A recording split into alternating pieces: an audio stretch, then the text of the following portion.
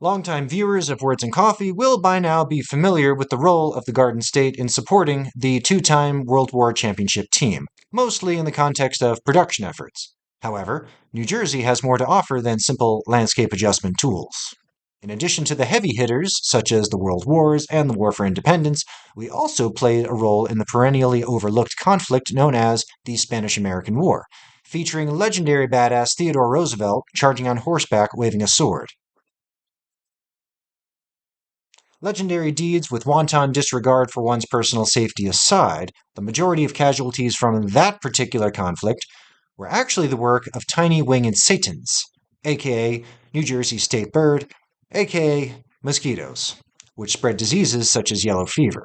I once thought I knew what yellow fever was, even caught it once or twice in college, but it turns out I was mistaken. It's actually something more serious. And one New Jersey nurse would pay the ultimate price in a valiant if ill-advised, no pun intended, attempt to advance medical science through human experimentation. Welcome to Words and Coffee, where we talk interesting history about the Garden State and showcase a bag of small batch roasted goodness. Today's brew is Jacked Daniels by Caffeine and Kilos. And the history is Clara Louise Maas and her participation in yellow fever experiments conducted by the U.S. Army in Cuba. Let's get to it. Miss Clara Louise Maas was born June 28, 1876, near Thomas Edison's old haunts in East Orange, New Jersey.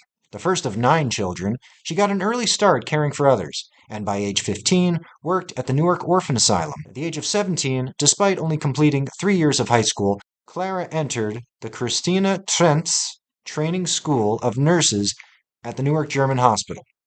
Try saying that 5 times fast.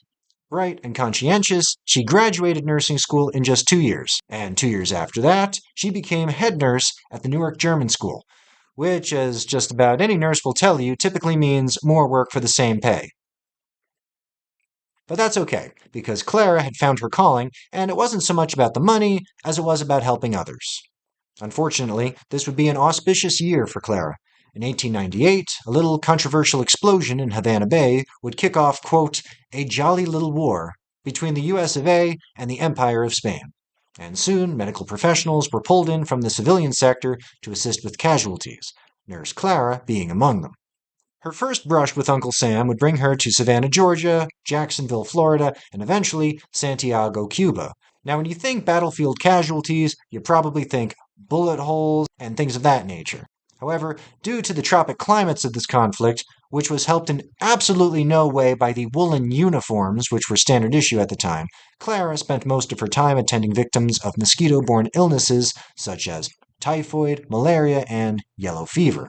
After nearly a year of this and having done her duty, Clara was sent home in 1899. But that wouldn't be the end of her service. Clara served for another 7 months in the Philippines campaign before being sent home due to illness.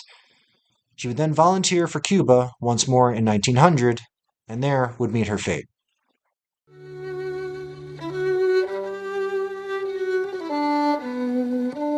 So, way above her head, other forces were at work.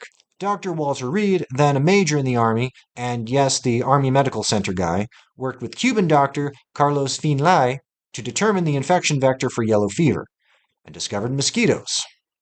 Keep in mind, this was 1900. The state of medical science was not what it is today. Put it this way, the term sawbones was more than just a euphemism.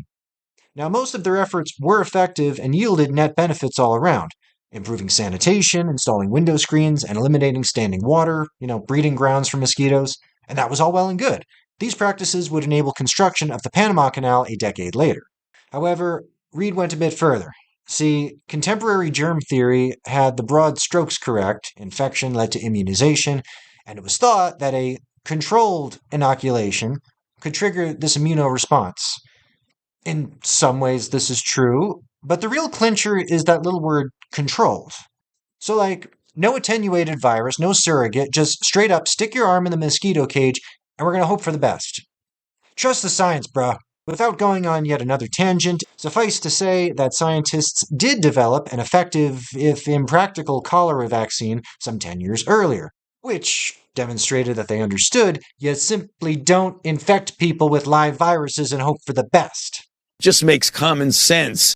So, at Las Animas Hospital in Cuba, Clara was one of 19 volunteers, and notably the only woman and only American to participate in what was purported to be a controlled inoculation of yellow fever. I mean, in the sense that it was on purpose, I guess, yeah, it's controlled. She was paid $100 to participate in the study.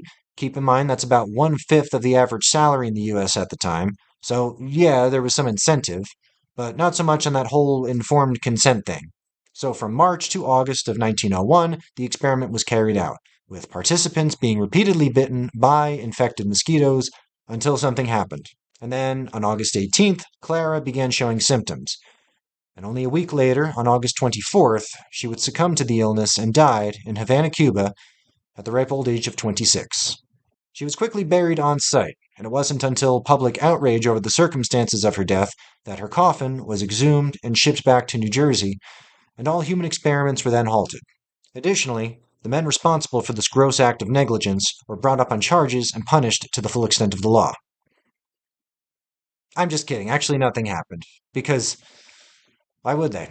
The hospital where Clara got her start was named in her honor, and is today known as the Clara Maas Medical Center in Belleville, New Jersey. The Cuban government was the first to issue a stamp in her honor in 1951. Just goes to show that even communists can get it right once in a while.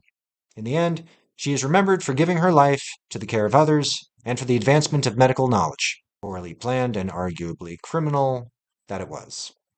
Simply put, she was a hero and counted among New Jersey's best. That'll about do it for me. If you stuck with me this far, thank you so much for watching. Sources in the description as usual. This has been Words and Coffee. Until next time.